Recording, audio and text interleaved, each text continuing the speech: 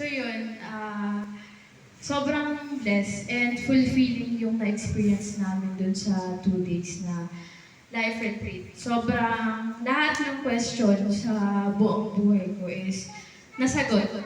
Tsaka before kasi hindi talaga ako naniniwala, ano Holy Spirit, ano yung mga ganyan. Hindi talaga, parang hindi ko siya maintindihan. Pero kahapon, grabe, na-feel ko talaga as in fulfilled yung puso ko. Parang kahit isang problema, wala akong nararamdaman after nun. Lahat, ever since bata pa lang ako, yung mga problema dala-dala ko hanggang ngayon, ganitong edad ko is nawala. As in, natuto akong mag-forgive sa lahat ng mga taong nagkas-mali sa akin or nakasakit sa akin. Gayon din, natuto din akong humingi na tawad sa mga taong nasaktan ko kay Lord. Sinurrender ko lahat. Basta sobrang saya and fulfilling talaga. Ang dami kong natutunan, sobrang dami. Parang buong buhay ko, within 2 days, nagbago.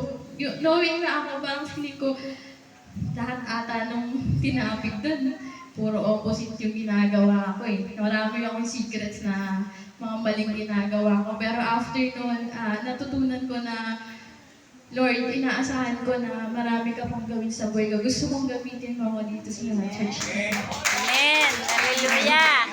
Amen.